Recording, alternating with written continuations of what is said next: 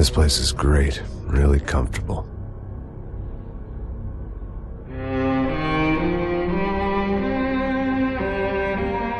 I'm just gonna get settled in. Time to move on, get on with my life. Yes, absolutely.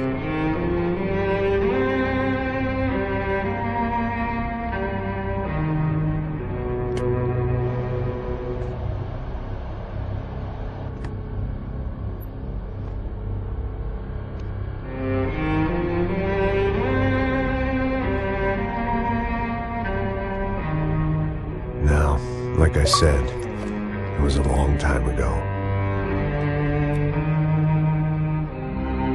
Let it go. Seriously.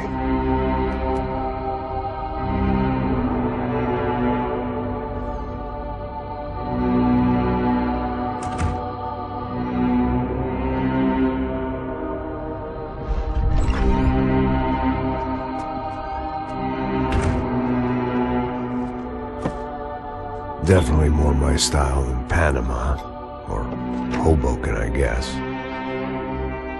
No, if I'm honest, I just got kind of bored of boozing. I mean, once in a while, but not all the time. You're right, it wasn't doing me any favors. Maybe I'd lost my self-respect, but it's back. I'm excited, really. I really needed a new start.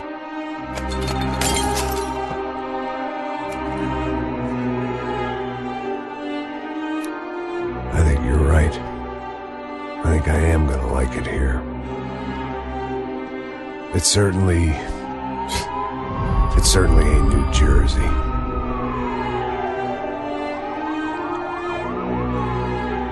It's my new life. Just like you said.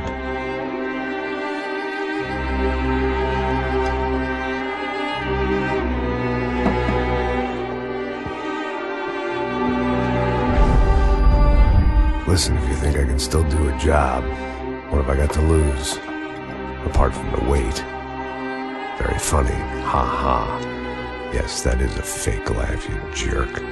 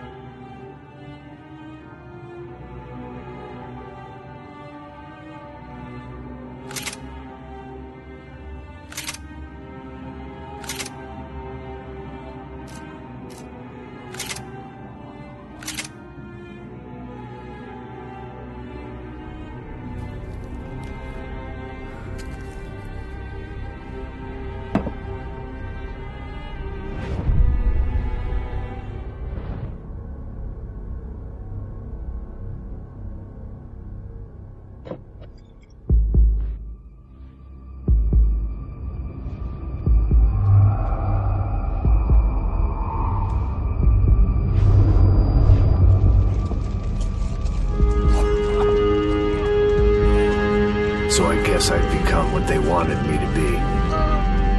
A killer. Some rent-a-clown with a gun who puts holes in other bad guys. Well, that's what they had paid for, so in the end, that's what they got. Say what you want about Americans, but we understand capitalism.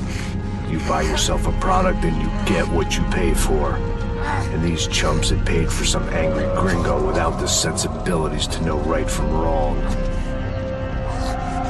Here I was, about to execute this poor bastard like some dime store angel of death.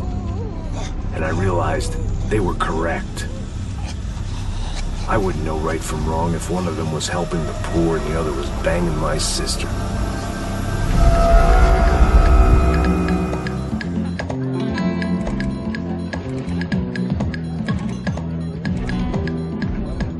I'd arrived in Sao Paulo a few weeks before.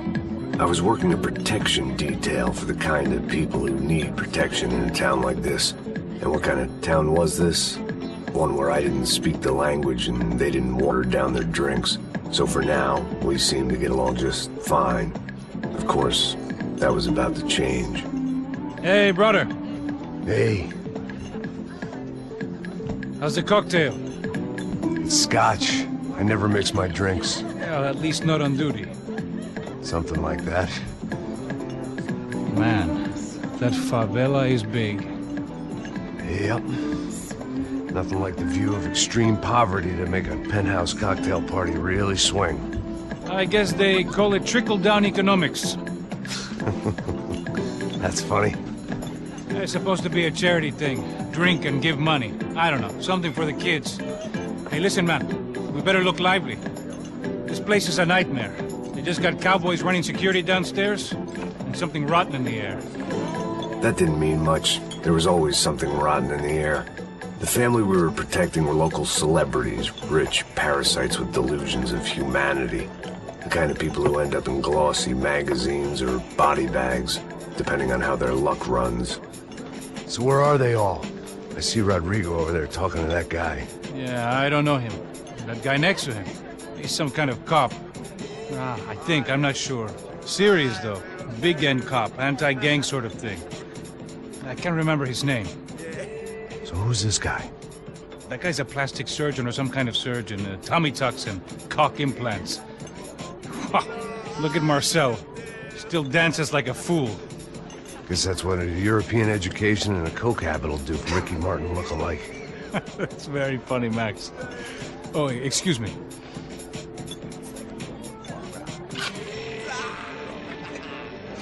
I was mostly working for Rodrigo Branco, a local businessman.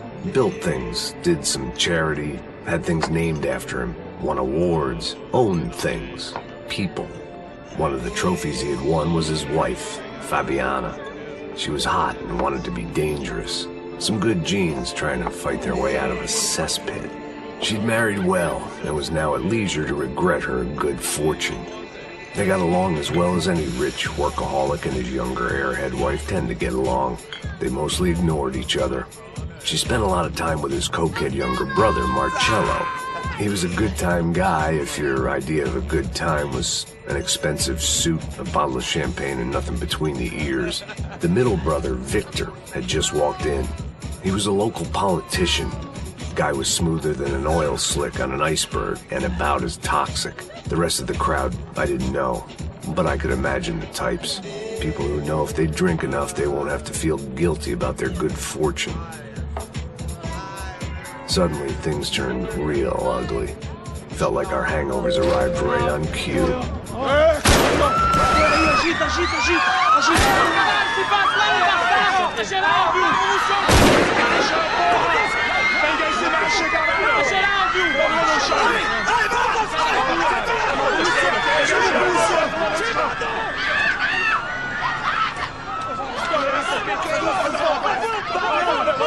Passos! What the hell was that? I don't know what the fuck that was. Let's go. Things had gone from fine to fucked up in about a second. And now there were two idiots at the wheel. Clear. Got this floor? Sure. Look after yourself, bro. Stay safe. It wasn't my own safety I was concerned about. Trophy wife or not. I'd said I would protect the girl. I hoped I hadn't lost my edge, along with everything else.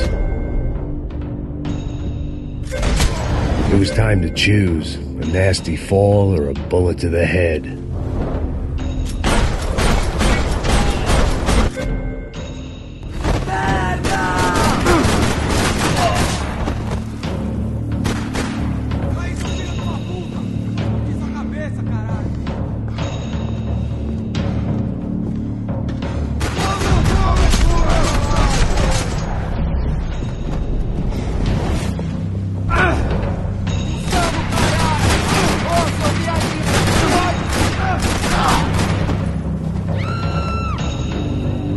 That was the boss lady. Only this time she wasn't calling for more liquor in her cocktail.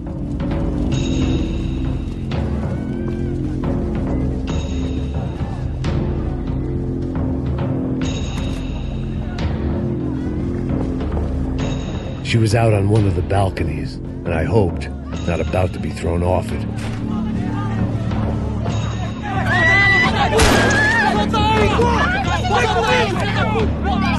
Don't be stupid! Don't be stupid! Let her go! Let her go! Come on! It might have been stupidity or drunkenness, or maybe both. But before I knew it, I was back taking insane risks, trying to save fallen women.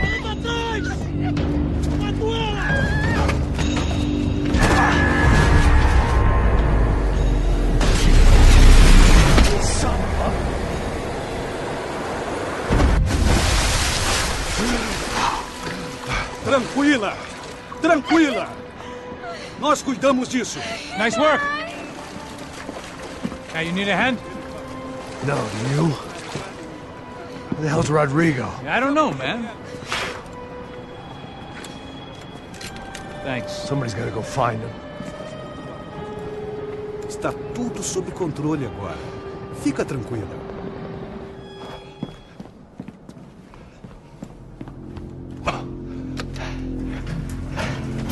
I imagined the elevator doors opening to a firing squad of muzzles. As far as I could see it, the one thing my plan had going was that no one else would be stupid enough to pull this move. Where you got?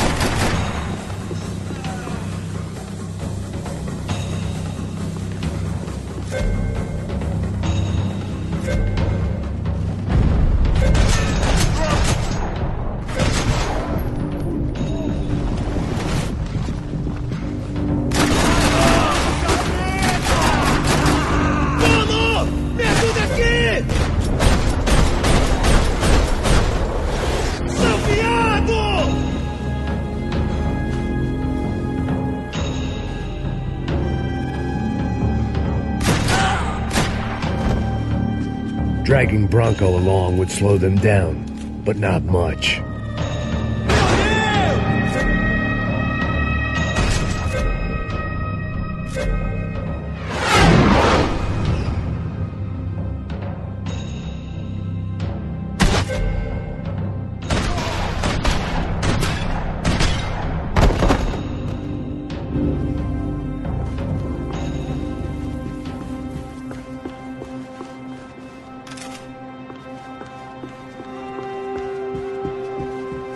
It looked like they were taking him out through the basement. Maybe I still had a shot.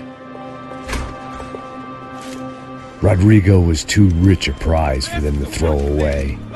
Sure, I'd have to work hard to get him back, but I knew the bad guys would want the boss alive almost as much as I did.